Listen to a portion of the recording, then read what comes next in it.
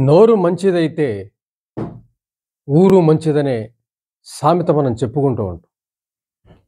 అంటే మన యొక్క మంచితనము, మన యొక్క మానసిక స్థితిని బట్టే మన చుట్టుపక్కల వాతావరణం ఉంటుంది అనే ఒక అర్థం అందులో ఉందని మనం చెప్పుకోవచ్చు. అంటే మనం మంచిగా మాట్లాడితే మనకి మంచే ఎదురవుతుంది. మంచి మనుషులే ఎదురవుతారు అనేది ఒక సందేశాత్మకంగా అది ఆ ప్రోవర్బ్ ఉన్నట్టుగా మనం చెప్పుకోవాలి. ఆ సామెత ఉన్నట్టుగా మనం చెప్పుకోవాలి. చాలామందికి సందేహం వస్తూ ఉంటుంది. మా మనకి జీవితంలో ఎక్కువ మోసగాళ్ళే తగులుతున్నారు. చెడ్డవాళ్ళే తగులుతున్నారు. ఇలా అనిపిస్తూ ఉంటుంది. అలాగే వాళ్ళకేమిటి ఎక్కడికెళ్ళినా మంచివాళ్ళు కలుస్తుంటారు. ఏ కొత్త ప్రదేశానికి వెళ్ళినా అక్కడ ఏదో సిద్ధంగా మంచివాళ్ళున్నట్టుగా అక్కడ మంచివాళ్ళు వాళ్ళకి జీవితంలో తగులుతూ ఉంటారు. మనకెందుకు చెడ్డవాళ్ళు తగులుతూ ఉంటారు. ఒక షాప్‌కి వెళ్ళినా, ఒక మార్కెట్‌కి వెళ్ళినా, ఏదైనా ఒక ఆఫీస్‌కి వెళ్ళినా, ఏదైనా ఒక విరుద్ధ భావాలు లేదంటే ఒక పొగరుమోతలు లేదంటే ఒక విచిత్రమైన మానసిక స్థితి ఉన్న మనుషులు కలవడం కొంతమందికి. కొంతమందికి మంచివాళ్ళు కలవడం చెప్పుకుంటూ ఉంటాం. అలాగే వీళ్ళకి అనిపిస్తూ ఉంటుంది. ఎందుకు మనకి ఆహ్, ఇలాంటి వాళ్ళే తగులుతున్నారు, చెడ్డవాళ్ళే తగులుతున్నారు జీవితంలో. మన మొహాన్ని బట్టి మనకిలా తగులుతున్నారు. మనకేంటి ఇటువంటి వాళ్ళు తగులుతున్నారు. మనకింతే. మరిగిటువంటి మోసగాళ్ళతోనే ఇలా వెళ్ళవలసిందే. ఈ రకమైనటువంటి నిరాశ, నిస్పృహలు గూడా వస్తుంటాయి జీవితంలో కలుస్తున్న కొద్దీ మనుషుల్ని. అయితే ముందు మనం చెప్పుకున్న ఒక సామెత ప్రకారం నోరు మంచిదైతే ఊరు మంచిదవుతుందని, దాని ప్రకారం మన మానసిక స్థితినే మనం చెక్ చేసుకోవాల్సిన అవసరం ఉంది. మనము కరెక్ట్‌గా ఉంటున్నామా? కరెక్ట్‌గా ఆలోచిస్తున్నామా? ఏదైనా ఆలోచనా విధానంలో తప్పు ఉందా? అనేది ముందు చెక్ చేసుకోవాల్సిన అవసరం ఉంటుంది. ఎందుకంటే, మన మానసిక స్థితే మనకి సమాజంలో ప్రతిఫలిస్తుంది. మనం ఎక్కడికెళ్ళినా అది ఆ ఎగ్జిస్టెన్స్ ఏదైతే ఉంటుందో మెంటల్ ఎగ్జిస్టెన్స్ అదే మనకి ఎక్కడైనా ఎదురుపడే అవకాశం ఉంటుంది.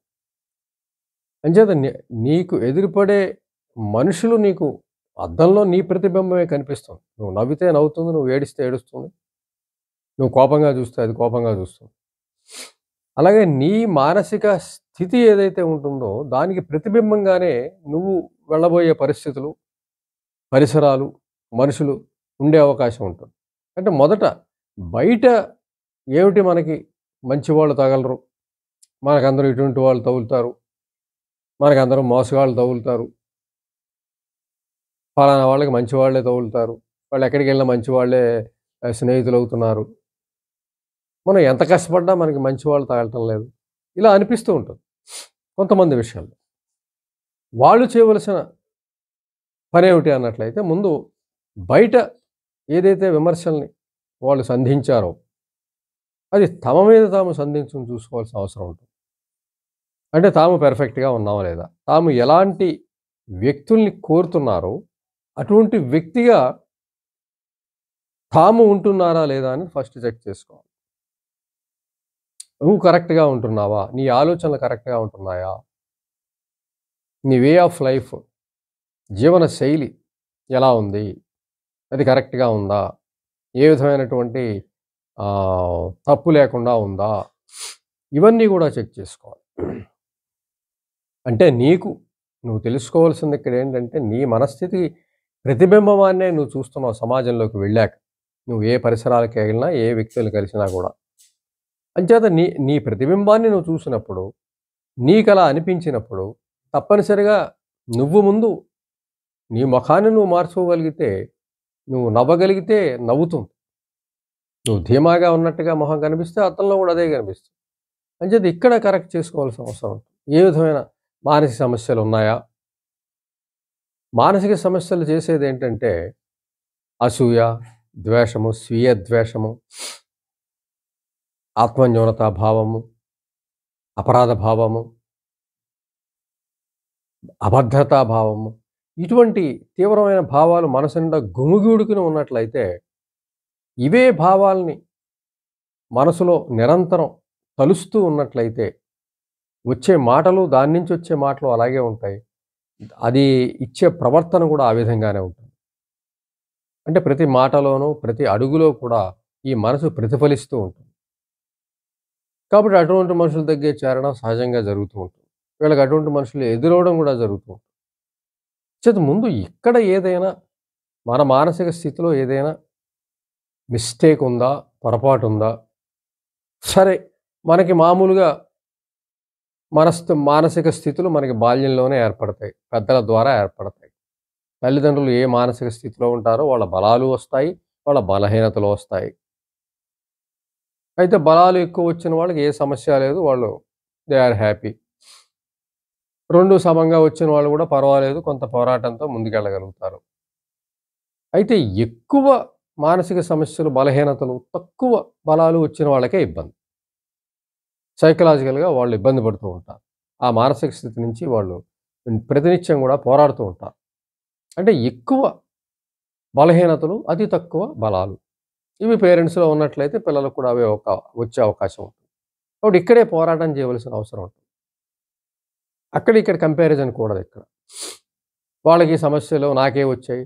యెస్, వచ్చాయి. నువ్వు పుట్టిన స్థితి, నువ్వు పుట్టిన ఇల్లు, నువ్వు పుట్టిన ప్రదేశం బట్టి కొన్ని సమస్యలు నీకొస్తాయి.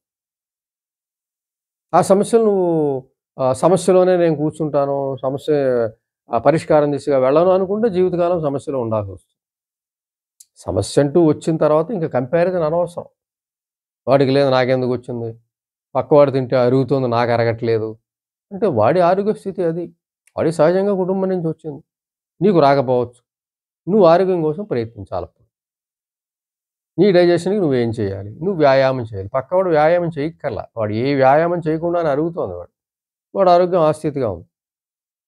ఆ దిగులుతో నువ్వు కూర్చుంటే ఉన్న ఆరోగ్యం కూడా పోతుంది కదా!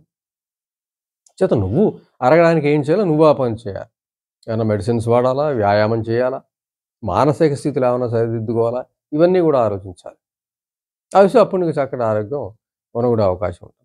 అలాగే మానసిక స్థితులు కూడా. ఏవైనా మానసిక సమస్యలు మనకి వచ్చినప్పుడు లేని వాళ్ళతో కంపేర్ చేసిన ఉపయోగం ఏం లేదు. మరింత బాధ పెరగడం తప్ప. ఆ మానసిక సమస్యలను సరిచేసుకోవాల్సిన అవసరం ఉంటుంది. ముందు ఇక్కడ మనం ఎక్కడ మనం సరిదిద్దాలి అంటే ముందు ఇల్లు సరిదిద్దుకోవాలంటారు. అలాగా ఇక్కడ మన మానసిక స్థితినే మనం శుభ్రంగా చేసుకోవాల్సిన అవసరం ఉంటుంది. మనలో ఉన్న లోపాలేమున్నాయి తెలుసుకోవాల్సి వస్తుంది. వాటిని తొలగించుకోవాలి. ఇతరులను బాగా అభినందించగలుగుతున్నామా విజయం సాధిస్తే? లేకపోతే అసూయ పడుతున్నామా? ఈర్ష్య పడుతున్నామా? అభినందించడానికి ఏమన్నా వెనకాడుతున్నావా? అక్కడ కంపారిజన్ ఏమైనా చేసుకుంటున్నావా? ఇవన్నీ కూడా సామర్థ్యాన్ని పెంచుకునే దిశగా కృషి చేయాలి తప్ప అసూయ పడితే ఉపయోగం ఏం లేదు. ఇవన్నీ కూడా మానసికంగా వెనకబడతానికి కారణం అవుతాయి. ఎప్పుడైతే ఈ సమస్యలతోనే ఉండి పరిష్కారం దిశగా వెళ్లకుండా ఆ మానసిక స్థితిని కొనసాగిస్తూ ఉన్నంతకాలం, సమస్యలతో ఉన్నంతకాలం, సమస్యలున్నంతకాలం ఈర్ష్య, అసూయ, ద్వేషము, కంపారిజను, ఈ ఆత్మన్యూనత ఇవన్నీ కూడా ఉంటాయి. ఇటువంటి చెడు మానసిక స్థితిలో నువ్వున్నప్పుడు జీవితాన్ని వాటిని మోస్తూ బ్రతుకుతూ ఉన్నప్పుడు ఎక్కడ మంచివాళ్ళు నీకు తగులుతారు?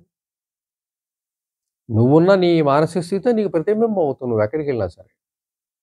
నువ్వెక్కడికెళ్తే అక్కడ అటువంటి మనుషులే కనిపిస్తారు. అటువంటి మనుషులే కలుస్తారు. అంచేత ముందు సరి చేసుకోవాల్సింది నిన్ను నువ్వు అనేది ముందు తెలుసుకోవాలి. కాబట్టి ఏవైనా మానసిక సమస్యలుంటే సరిదిద్దుకోవాలి. వాటిని మోస్తూ, భరిస్తూ నాకు మంచివాళ్ళు తగలనుకోవడం ఉపయోగం ఏం లేదు. వాటిని పక్కన పెట్టేసేయి. ముందు సరిదిద్దుకోవాల్సింది నువ్వే. నువ్వు దిద్దవలసింది ఇల్లే. ముందు ఇక్కడ సరి చేయగలిగితే, ఇక్కడ ఇవన్నీ తొలగించుకోగలిగితే, అప్పుడు నీకు తప్పనిసరిగా నీకు కూడా ఎప్పుడైతే నీ మానసిక స్థితి ఆరోగ్యపరంగా మారిందో, ఆరోగ్యకరమైన మనుషులు, మానసికంగా ఆరోగ్యమైన మనుషులు కనిపిస్తారు. ఆరోగ్యమైన సమాజంలో ఉండగలుగుతావు. ఆరోగ్యకరమైనటువంటి మనుషులు కూడా నీకు కలుస్తారు. అంచేత ముందు ఏమైనా సమస్యలున్నాయా? ఇవన్నీ సరిచేసుకోవాలి. అసమర్థత భావం ఉన్నట్లయితే సమర్థత వైపుగా కృషి చేయాలి. ఆత్మజ్ఞానం ఉన్నటువంటి ఆత్మవిశ్వాసం వైపుగా కృషి చేయాలి. నలుగురితో కలవలేని స్థితి ఉంటే కలిసే పరిస్థితిలోకి వెళ్ళాలి. అలాగే సోమరిపోతనం ఎక్కువ ఉంటే ఆరోగ్యాని కోసం కృషి చేయాలి. మానసిక ఆరోగ్యం కోసం ఉత్సాహంగా ఉండగలగాలి. ఏ సమస్యలున్నా వాటి పరిష్కారం దిశగా వెళ్ళినట్లయితే తప్పనిసరిగా ముందు ఈ మానసిక స్థితి మారినట్లయితే తప్పనిసరిగా దానికి ప్రతిబింబం లాంటి వ్యక్తులను నువ్వు కలవడం జరుగుతుంది. నువ్వు మంచిగా మారగలిగితే నీకు కూడా ఊరు మంచిది అవుతుంది.